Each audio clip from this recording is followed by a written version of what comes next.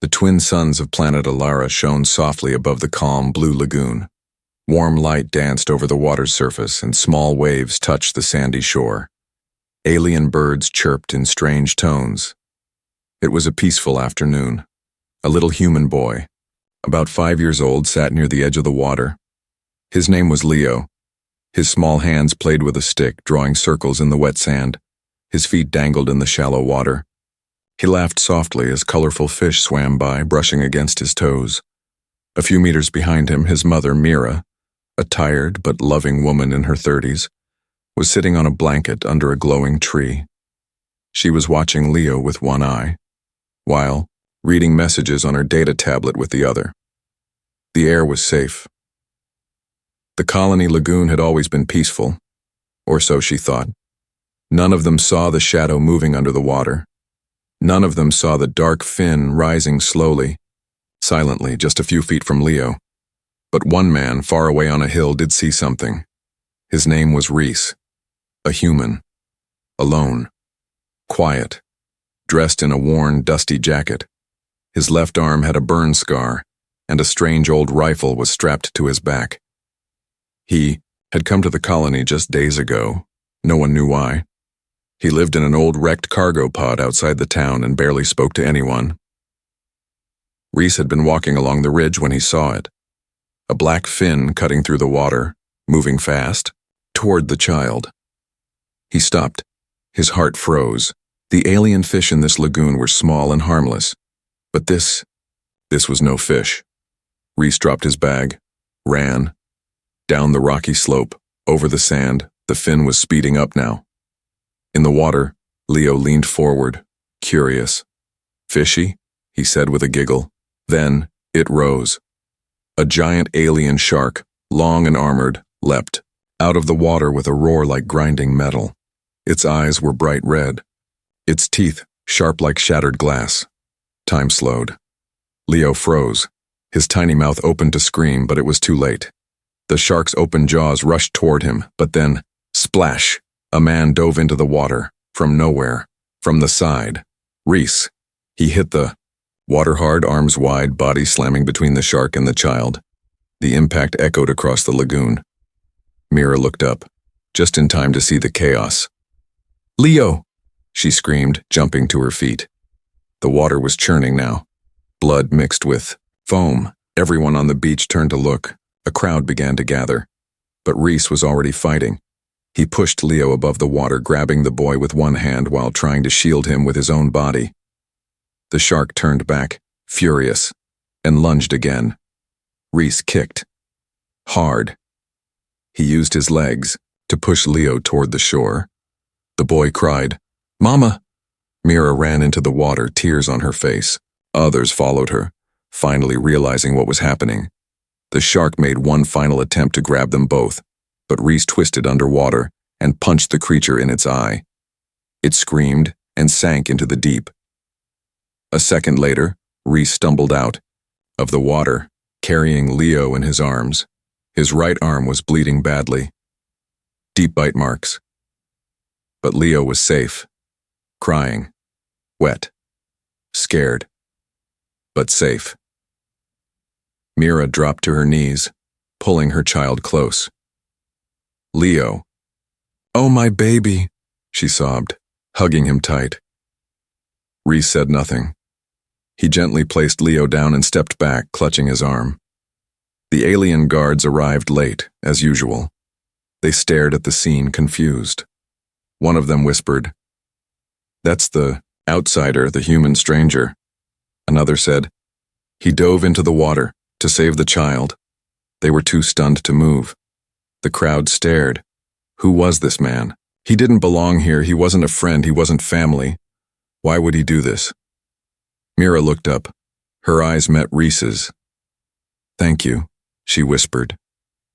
Reese gave a small nod, eyes calm but distant. Then he turned, walked back through the sand and disappeared past the trees. No applause, no speech, just silence. But every heart there remembered what they saw. A human dove into danger, a stranger saved a child, and nothing on planet Alara would ever be the same again. The sun began to lower in the alien sky, painting the clouds in soft orange and deep purple. The lagoon was quiet again, but the peace felt broken now, like glass after a stone strike. Inside the colony's small medical tent, Leo lay on a padded table. His leg was wrapped in a healing band, glowing faint blue. His eyes blinked slowly, tired from shock but safe. Near him, Mira sat close, brushing his wet hair with gentle fingers.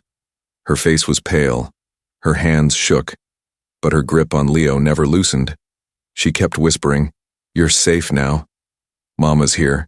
But even as she held her son, Mira's eyes kept drifting to the other end of the room, to him, the human man, Reese. He sat quietly on a bench, shirt off, his right arm bandaged roughly by a medic drone. The bite had gone deep, his skin torn, blood dried on his side. But Reese didn't flinch, didn't speak. His eyes stared forward, unmoving. Mira couldn't take it anymore. She stood up and walked slowly toward him. "You saved my son," she said softly. Reese looked at her but said nothing. "I don't understand. Why would you—" She stopped, swallowing her words. Reese spoke at last. His voice was low, rough like dry earth. Because no one else moved, Mira felt her breath catch. It was true.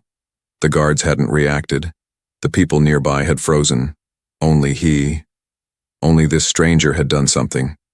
She sat beside him. "You're not from this colony." "No." "Then why are you here?" Reese didn't answer right away. He stared at the wall like it was full of memories. "I pass through. I fix machines. Trade sometimes. Stay away from cities. That's all."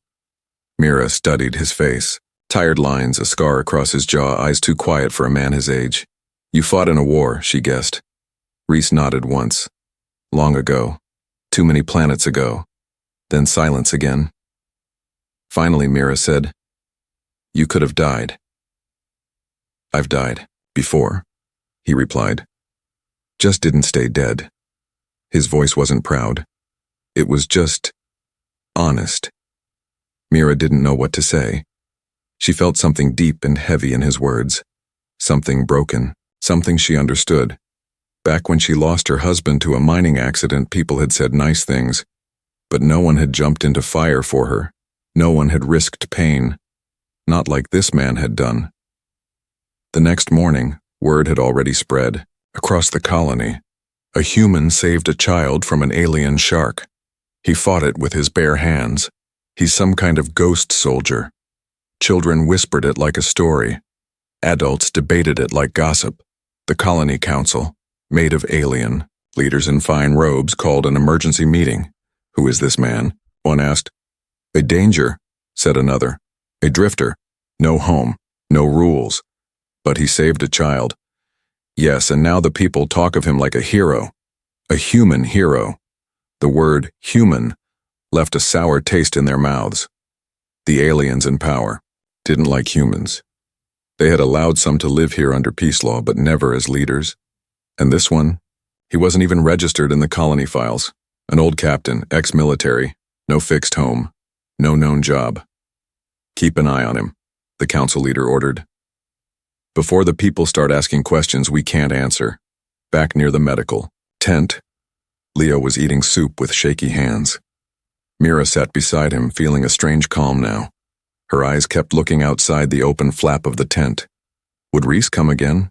He had disappeared after the treatment, gone back to the crashed ship he lived in outside the main walls. No goodbyes, no thanks needed. But Mira felt she owed him more than thanks.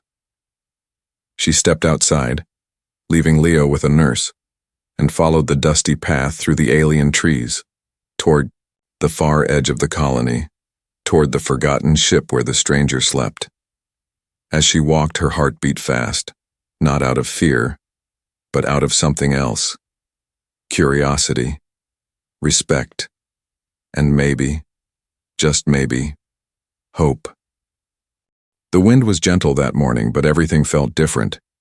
Mira walked slowly along the dirt path that led to the edge of the colony. The trees here were tall and strange, thin trunks with glowing leaves that swayed even without breeze. Between them, broken metal rested like bones. At the end of the path stood a crashed cargo ship long forgotten, its sides covered in rust and moss. That's where he lived. Reese, the man who dove into the lagoon to save her son. She hesitated near the door, her fingers shaking. Should she knock? Was it too soon? Then the door opened before she could decide. Reese stood there, shirtless, his bandaged arm hanging at his side. A few small cuts were still open, but he didn't complain. He just looked at her, like he had been expecting this moment. Mira took a deep breath. "I brought something," she said, lifting a small container. "Soup, the same kind Leo's been having." Reese raised an eyebrow but stepped aside. "Come in." Inside it was dark and quiet. The old ship still smelled like fuel and dust. Tools were scattered around and broken screens flickered dimly. But the place had been cleaned, at least enough to survive. She set the container down and looked at him. "You should still be resting," she said. Reese sat on an old crate and picked up a wrench. "I've rested enough." "You almost died." "I didn't." Mira looked away for a second. "You're very hard to talk to."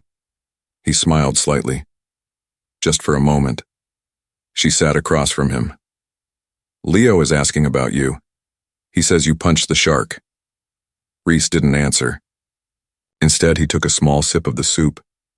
"Thank you," he said quietly. "I didn't expect visitors." "You're not a visitor anymore," she replied. "You saved someone's life. That means something." Reese set the container down. "It shouldn't have happened. The shark, I mean, that kind doesn't live in fresh water." Mira frowned. "Then how did it get there?" Reese stared at the ceiling, thinking, someone brought it here, or let it loose. "Are you saying it was planned?" "Maybe not planned to hurt Leo," Reese said slowly. "But something's not right in this colony." Back in the colony, square alien guards walked among the people, whispering to each other. They weren't checking for safety. They were watching who spoke the name Reese too many times. The colony council had already met once that day. "He's stirring hearts," said one leader. "He's just a human," said another. "But he's gaining trust." A decision was made. Observe him. Watch the woman too, the mother. That evening, Mira returned home. She found Leo sitting on the floor trying to draw a shark with his crayon. "It had big teeth," he said proudly. Mira sat next to him, placing her hand on his back. "You were very brave." "Was he a knight?" Leo asked. "Like in the stories?" She thought about it for a second. "No," she said. "He was just a man. But sometimes, one man can do what an army won't." Far from town, Reese worked under a hanging light bulb in his ship. His wounded arm moved slowly, but he kept working. He fixed old things. That's what he did now. But his mind wasn't on the machine in front of him. It was on the boy's scream, the sharp teeth, the weight of the child in his arms, and Mira's voice, her eyes, her silence. He hadn't meant to get involved, but something inside him had moved, something buried. Maybe it was because he'd once had a son too, a long time ago. A memory came like a knife, a beach, a splash, a scream. Too late that time. He closed his eyes and whispered to no one. "I couldn't save mine. But maybe this time was different." Outside his ship, something moved. A small blinking drone, council surveillance unit, hovered silently in the trees, recording his every word, every move. The colony didn't like unknowns, especially not ones who made people believe in heroes again. The stars came out early that night, blinking in the purple sky like quiet watchers. The colony slept, but not all eyes were closed. In the shadows behind the colony walls, two alien officers stood near the glowing trees, speaking in hushed tones. "He's dangerous," said the first, his antennae twitching. "He's a human who saved a child," replied the second. "Exactly. He's earning trust. That's the danger." The council had sent them with orders: follow Reese, find his past, and silence him if needed. Back inside the colony, Mira was restless. She sat at her table, sipping warm root tea, while Leo slept peacefully in his bed. But her thoughts weren't peaceful. She kept thinking about Reese. Who was he before this? Why did someone so quiet, so distant, throw himself between her child and death? She opened her old terminal and started digging. Reese had given only one name when he arrived. No family, no backstory, but she found it, hidden in the galactic records. Reese, Cade. Ex-Captain, 7th Human Vanguard Unit, service terminated after Battle of Vorex 12. Her eyes narrowed. The file was locked, but she could see some highlights, awards, medals, disciplinary marks, and something strange. Presumed dead. Status recovered. He had been declared dead. But he was alive. Why would someone like that hide here? The next day, Mira went back to his wrecked ship. But this time, he wasn't there. She waited outside, pacing, heart pounding. She wasn't sure why. Maybe it was worry. Maybe it was something else. Then she heard voices. 2 council agents, speaking too, loudly. His past makes him unstable. He's not following any registration laws. Mira stepped out. What are you doing here? She asked. The agents turned, surprised. We're protecting the colony, one said with a fake smile. This human is a risk. He saved my child, she said firmly. That makes him more useful than you. The alien agents sneered. You're too emotional. You've been warned. And then they walked away. Mira stood there, shaken, but more sure than ever. Something was wrong. And Reese was caught in the middle. Reese returned late that evening, dirt on his hands, a burn on his sleeve. He had been in the wastelands outside the valley. He wasn't hiding. He was searching, and he had found something. Old tracks near the lagoon. Heavy equipment prints, not native, not animal. Someone had released that shark. It hadn't come naturally. It had been planted. He entered his ship and pulled up a hologram. Blueprints of colony security layouts, downloaded quietly during one of his fix-it jobs. He stared at one area in particular, the water supply intake system. Why would someone mess with it? Unless they wanted fear, distraction, control. His fingers paused above the control pad, and for the first time in many years, Reese felt the old instincts return, not as a soldier, but as a man who had once failed to protect and wouldn't let it happen again. Meanwhile, Mira was visited by someone unexpected, an elder alien woman, quiet and kind. She once served on the council, long retired. She had seen the news of the attack. Of the man, she whispered, I remember humans like him. Long ago, during the wars. They don't run from danger. Then why is the council watching him? Mira asked. Because they fear courage that isn't controlled.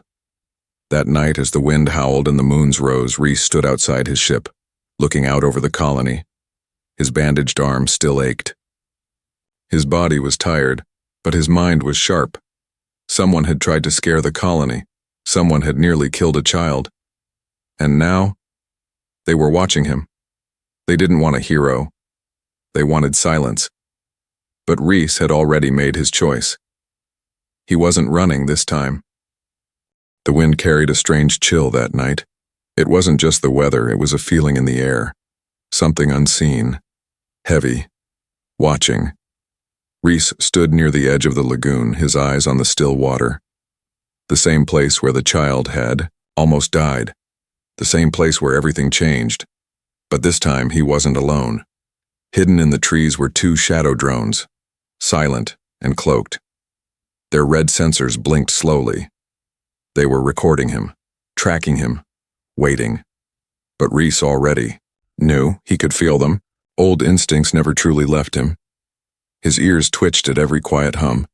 His fingers brushed over the grip of the old sidearm under his jacket. He wasn't afraid. Back inside the colony, Mira woke up to a strange noise.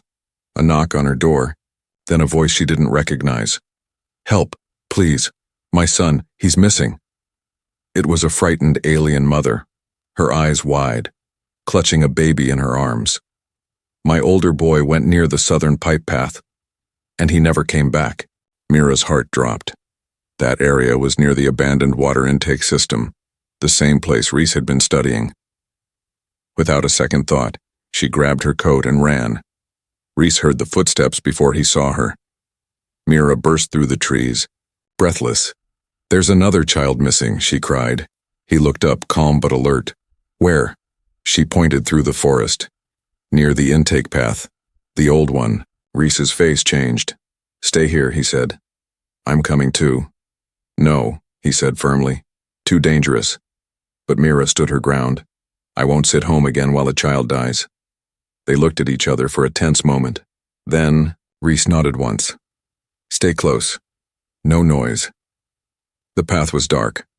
Reese led the way with a small handheld light, scanning the ground. Strange footprints covered the dirt, too small to be an adult. A child had come this way, but something else had too.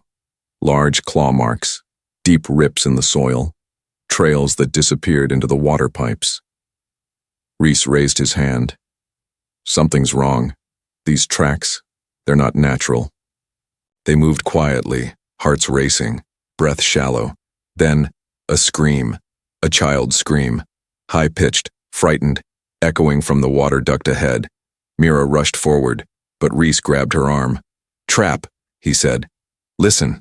The sound was repeating. "Too perfect. Not real." A recording, then. Movement in the bushes. Reese turned fast, pulled Mira behind him. Out from the trees lunged a creature, covered in wires and metal armor. Not a shark this time, but something worse. A hybrid beast built from cloned DNA and machinery. Its red eyes glowed in the dark. Reese didn't wait. He pulled his sidearm and fired. 2 quick shots. The creature screeched, but didn't fall. It charged. Reese shoved Mira aside and braced himself. The impact was brutal. They rolled across the dirt, fists and claws swinging. Mira screamed, "Race!" But he didn't answer. He was fighting. Old instincts came alive. He dodged, twisted, stabbed a broken pipe into the beast's side. It howled and collapsed. Then Reese crawled away, blood dripping from his shoulder. He stood slowly, panting. It wasn't hunting food, he said. It was sent here as a message. Mira helped him up. A message for who? He looked at her. For me. They found the missing child in a small pipe tunnel nearby. Shivering, but alive. Hidden. Scared. Back at the colony, the people gathered again as word spread fast. Another child attacked. Another monster. Another save. By the same human. The guards showed up late again, and this time the crowd didn't stay quiet. Where were you? Why does the outsider do your job? The guards didn't answer, because there was no answer. Inside the council chamber, the leaders were growing afraid. This human, he's gaining followers. He is inspiring the weak. He's making us look like fools. One voice spoke sharply. We must act. End this now. They gave one command. Remove him. But Reese was no longer hiding. He walked openly through the colony now. Children waved at him. Parents offered him bread. He wasn't a soldier anymore. But something new had started. Not a war. Not yet. But something more dangerous. Hope. The colony. Square was full before the suns had even risen. Word had spread like fire through dry grass. Reese was coming. He was going to speak.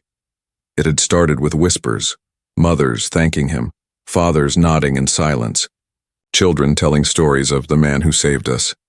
But now, the whole colony waited in the open, under the glowing crystal lamps, eyes on the old platform once used for announcements. Reese had never stood on it before. Until now. From the edge of the square, Mira watched nervously, holding Leo close. Her son had recovered fast, smiling again, but now he clung to her leg, watching his hero from afar. She knew this wasn't safe. The council had already sent spies. They would be watching, listening, waiting for one wrong word. But Reese, he wasn't afraid. He stepped onto the platform slowly, still wearing his worn jacket, arm lightly bandaged, face calm. He looked out at the aliens, so many species, so many colors, but every eye fixed on him. Then he spoke. Not loud, not angry, just real. "I didn't come here to be your leader," he said. "I didn't come here to start trouble." He paused. "But I saw a child about to die, and I moved." Silence. "I saw a second child used as bait. And again, I moved." He looked down for a second, then raised his eyes.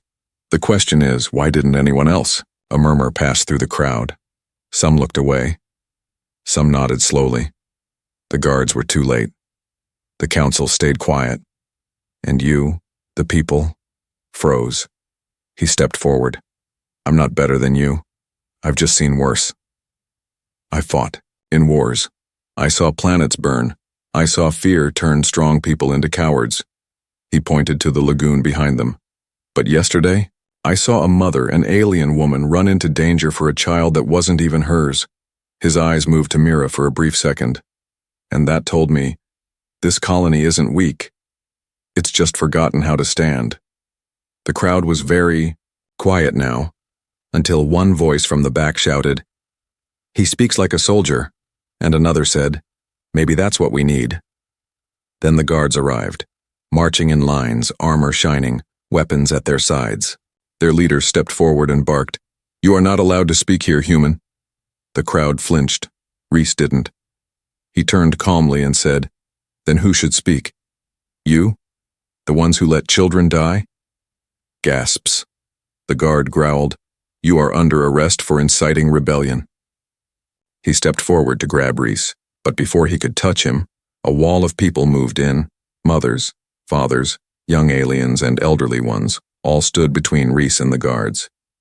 "No," one mother said. "You don't touch him. Not unless—" "You arrest all of us," said another. The guards looked around. For the first time they were outnumbered, outmatched, outspoken. In the shadows, two council watchers turned to leave, whispering into comms. "It's too late. The people have chosen him." Later that evening, Reese sat alone again, this time on the edge of a roof, watching the twin moons rise over the hills. Mira climbed up quietly, carrying 2 metal cups of warm tea.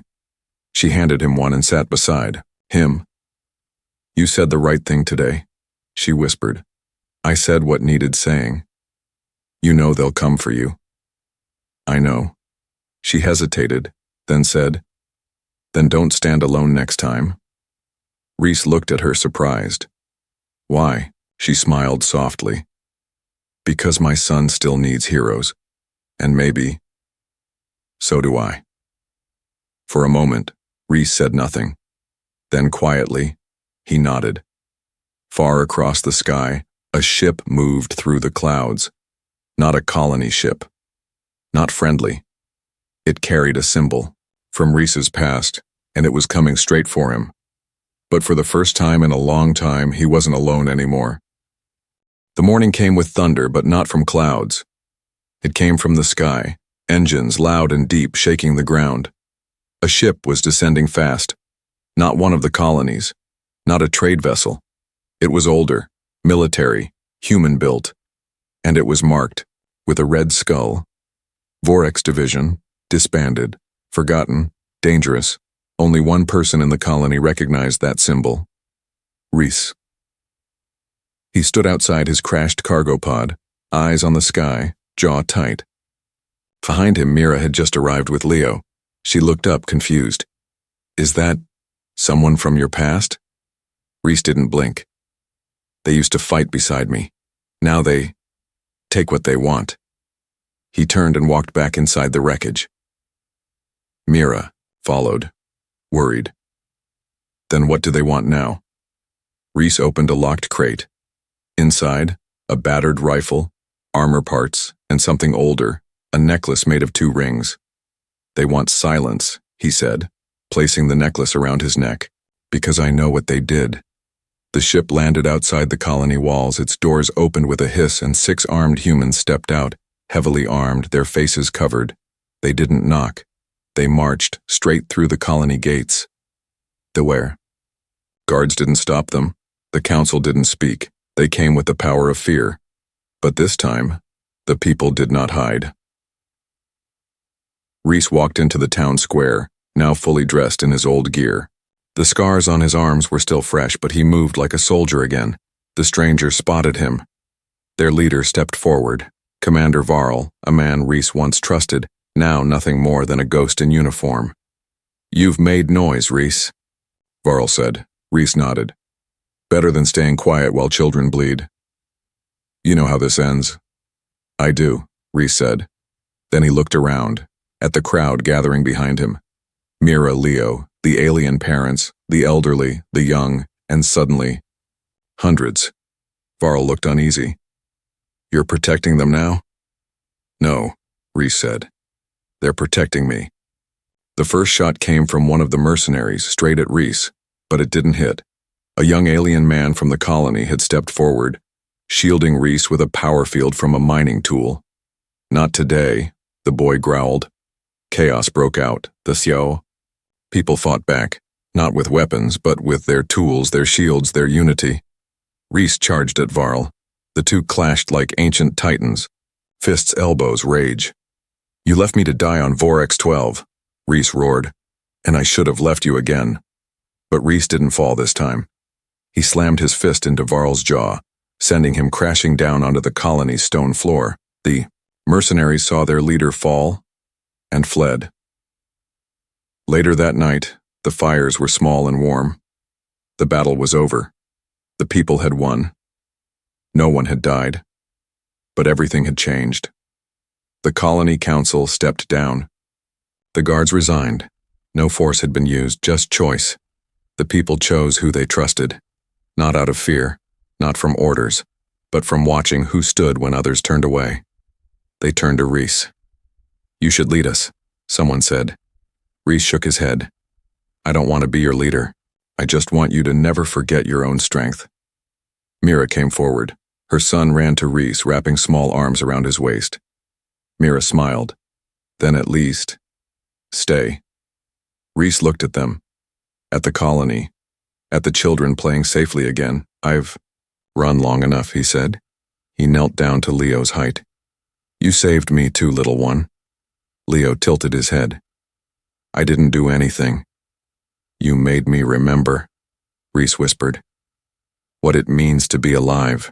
And so the colony didn't name him commander. They didn't give him medals. They gave him something else. A home. A place where no child feared the water anymore. A place where one human man became more than a soldier. He became the protector they chose, and they never forgot him.